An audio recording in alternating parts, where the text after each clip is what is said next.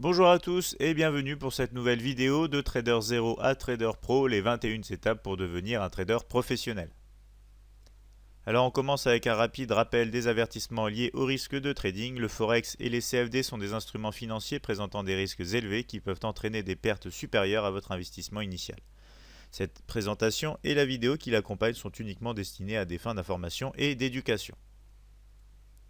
Je me présente, Jérémy Delsol, analyste de marché pour Admiral Markets et trader pour compte propre. Alors on va commencer la partie D, intitulée Connaissez votre système, c'est le 10e jour, donc la 10e vidéo, et cette vidéo donc s'intitule Bougies et tendances. On va donc voir trois parties dans cette vidéo, les bougies et modèles de bougies. On verra ensuite le momentum et les étapes de correction avant de finir sur les tendances et les ranges. Pour retrouver plus de vidéos et de contenu, je vous invite à nous rejoindre sur notre chaîne YouTube dont vous avez le lien juste ici. Alors, le mouvement des prix expliqué. Alors, ça va marcher en quatre étapes. On va d'abord parler donc d'une unité. Qu'est-ce qu'une unité? C'est une bougie, une barre ou encore des lignes. Donc, on va voir ici la formation donc, du prix en ligne. Ici, on aura une formation du prix tout simplement en barre. On va retrouver ici des bougies. Alors, un couple d'unités, c'est quoi? Ça va tout simplement être un modèle de bougie, donc une formation de plusieurs bougies. D'accord? On aura ensuite des unités multiples qui vont représenter des swings. Alors on aura des swings hauts, donc des swings haussiers, et des swings bas, des swings baissiers. Ici on a l'exemple d'un beau swing haussier. Et pour finir, la quatrième catégorie sera donc des swings multiples qui vont représenter des tendances ou des ranges. Ici on a un bel exemple de tendance baissière, tandis qu'on retrouve ici un range. Alors la formation même des bougies ou barres, on va en parler en détail. On va voir comment elles sont constituées et comment on pourra en prendre avantage. Donc ici on a l'exemple d'une bougie baissière. Donc une bougie baissière se traduit par l'ouverture donc de la bougie plus haute que le point de clôture de cette même bougie.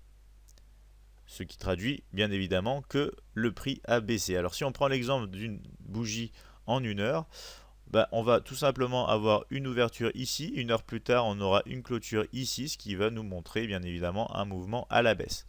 Le point le plus haut ici va être réalisé dans cette période, donc dès 1 heure, et le point le plus bas dans la période toujours dès 1 heure. Ici on va avoir l'exemple d'une bougie haussière, donc on aura un point d'ouverture plus bas que son point de clôture, et toujours durant cette période d'1 heure, si on regarde le même exemple, on aura donc le point le plus bas atteint ici et le point le plus haut atteint juste ici. Donc on va voir aussi par la suite dans les slides que la taille du corps de la bougie est une information à tenir compte lorsque l'on trade les marchés, car ça va nous permettre d'anticiper certains mouvements. Alors des exemples un peu plus particuliers sur la formation donc, de ces bougies ou barres. On va avoir ici encore l'exemple donc de bougies haussières, donc une série de bougies haussières qui vont se traduire ici toujours par donc des points de clôture plus hauts que des points d'ouverture sur ces bâtonnets. De manière symétrique et opposée, on aura ici les bougies baissières, donc avec toujours des points de clôture plus bas que des points d'ouverture. On retrouvera ici des bougies d'indécision. Alors ces bougies d'indécision sont particulières puisque comme vous pouvez le voir, on ne va pas avoir de corps sur ces bougies puisqu'on va avoir tout simplement un point d'ouverture et un point de clôture très très proches l'un de l'autre, ce qui va vraiment nous traduire donc une situation d'indécision sur les marchés. On n'aura pas de préférence du côté de l'achat ou du côté de la vente, étant donné donc ce rapprochement entre le point d'ouverture et le point de clôture, donc ça se traduit par une absence de corps sur ces bâtonnets. On va voir ensuite ici donc la formation de petites bougies avec deux petites bougies ici haussières, tandis que on aura par exemple sur l'exemple ici une grande bougie baissière. Donc on verra ce que ça peut traduire sur les marchés. Alors on passe au modèle de bougie.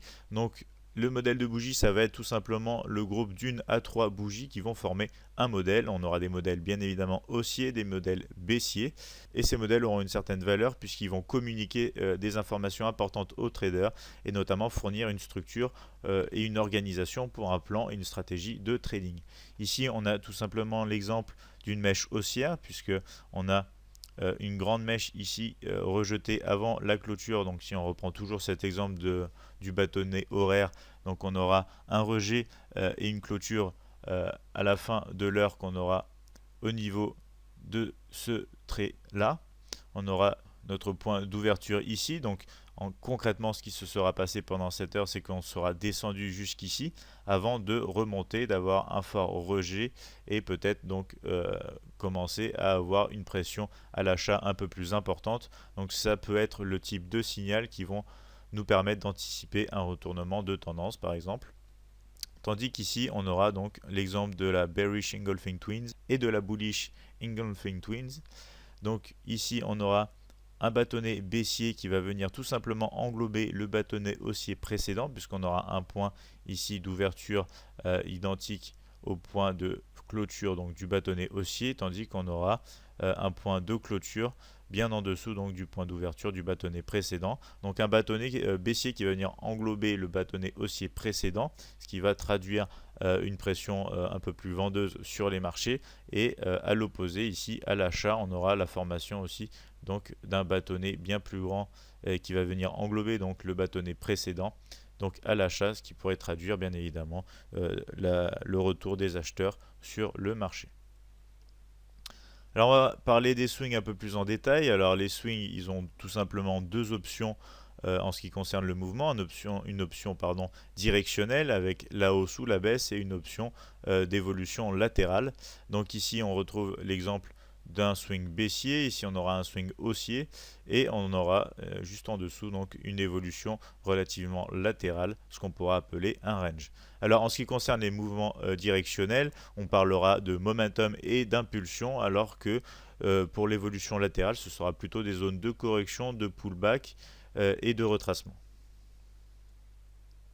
Alors le momentum et l'impulsion, on va voir ici donc sur l'exemple un peu plus en détail, qu'est-ce qui va caractériser donc des swings baissiers, des swings haussiers. Donc le prix pour ces swings va se déplacer rapidement dans une direction. La plupart des bougies vont être relativement grandes et de la même catégorie, c'est-à-dire par exemple ici on va retrouver sur le swing baissier une grande majorité de bougies baissières avec donc des clôtures plus basses que des points d'ouverture en ce qui concerne ces bougies, et on aura notamment donc une taille relativement importante sur ces bougies à la baisse, tandis que à l'opposé sur le swing haussier on aura donc des clôtures plus hautes que des points d'ouverture pour les bâtonnets haussiers et qui seront bien évidemment en grande majorité et notamment dans des grandes tailles sur ces bâtonnets qui démontrent bien évidemment une volonté de poursuivre dans le sens donc de ce swing.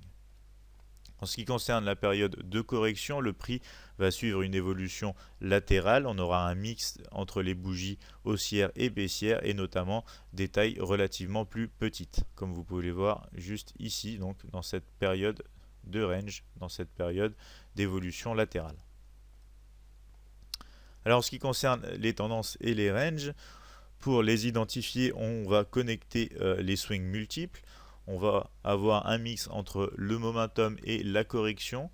La tendance va se traduire par un angle haussier ou baissier, tandis que le range, lui, se traduira par une évolution tout simplement latérale, voire sans angle. Donc ici, on a l'exemple d'une tendance baissière et ici, on a la présence donc de range sur le marché. Alors, les tendances haussières ou baissières. Les tendances haussières, on aura des impulsions à la hausse, traduit ici par donc ces flèches bleues, tandis qu'on aura des retracements baissiers, donc traduits par des flèches rouges que vous voyez ici. Donc comme vous pouvez le voir, on retrace donc la tendance en reliant donc les points des swings multiples pour déterminer donc une tendance haussière. On aura une grande majorité d'impulsions à la hausse avec plusieurs petits retracements qui seront toujours d'amplitude inférieure, en règle générale du moins. Ici, on a exactement l'opposé avec la tendance baissière, donc traduite par des impulsions à la baisse avec ces traits rouges, ces flèches rouges à la baisse, toujours avec des petites corrections qu'on va voir avec ces flèches bleues, donc des petites corrections qui vont permettre de générer des occasions de trading, de positions de trading à la baisse dans une tendance baissière comme celle-ci. Alors pour un marché en range, on va avoir, comme je l'ai dit précédemment, un mix entre l'impulsion et la correction, et le marché généralement sera sans angle. Donc ici, on va retrouver à partir donc des traits et des flèches jaunes, on va retrouver donc des mouvements relativement incertains, des mouvements de range sans réelles impulsions et corrections et en l'absence d'angle général du marché. Alors les supports et les résistances qui sont bien évidemment des outils d'analyse et de décision sur les marchés très importants, on va voir qu'ils sont toujours intéressants à utiliser. Dans un marché en tendance, les supports et les résistances pourront nous aider à jouer la continuation de la tendance ou le renversement de cette dernière. Ici, on a un exemple graphique avec par exemple cette zone ici donc de support qui joue donc bien son rôle et qui nous permet donc de prendre avantage de la tendance pour aller chercher donc des profits dans le sens de celle-ci. Pour un marché en range, les supports et les résistances vont encore une fois nous permettre donc la continuation du range ou le range break. Donc sur le graphique que vous retrouvez ici, on va avoir donc des possibilités grâce à ce range avec ici donc la borne haute et ici la borne basse. On va avoir des occasions ici de pouvoir jouer donc la continuation du range, c'est-à-dire de jouer le rebond pour aller chercher ici ensuite le bas du range ou encore le range break qui aura pour particularité en fait de par exemple casser à la hausse donc cette ligne, cette borne haute donc du range pour attendre un retest et jouer donc le range break et aller chercher des niveaux plus hauts, ce qui traduira bien évidemment normalement la fin du range. Alors il y a plein d'exemples de support et de résistance, on va notamment en voir donc dans les prochaines vidéos avec nos outils chez Admiral Markets, mais ici on va déjà parler de quelques-uns. On aura des niveaux ronds, autrement dit des niveaux psychologiques et importants sur les marchés avec des points plus hauts et des points plus bas, donc avec des tops et des bottoms. On aura notamment les niveaux de Fibonacci qui nous aideront à situer des niveaux de résistance pertinents. On aura des lignes de tendance que vous retrouvez sur ce graphique avec ces différentes lignes violettes. On aura notamment donc plusieurs indicateurs avec des points pivots, des bandes par exemple avec les bandes de Bollinger ou encore des moyennes mobiles qui vont nous permettre d'avoir pour cette catégorie, notamment entre les bandes et les moyennes mobiles, d'avoir des supports et des résistances dynamiques. Ici, dans le cadre bleu, vous pourrez retrouver par exemple ici des niveaux plus bas de résistance qui ont joué bien évidemment ici leur rôle et qui ont relancé le prix à la hausse. Alors si vous souhaitez nous contacter, vous pouvez toujours nous appeler au 01 83 75 48 97 ou encore nous envoyer un mail à support@admiralmarkets.fr. Vous pourrez nous rejoindre aussi sur notre chaîne YouTube ou encore notre page Facebook. Vous avez bien évidemment la possibilité d'aller visiter notre site internet sur www.admiralmarkets.fr. Nous arrivons donc à la fin de cette 10e vidéo de la série de Trader 0 à Trader Pro, les 21 étapes pour devenir un trader professionnel. Je vous remercie de votre attention et je vous dis à très vite pour la prochaine vidéo.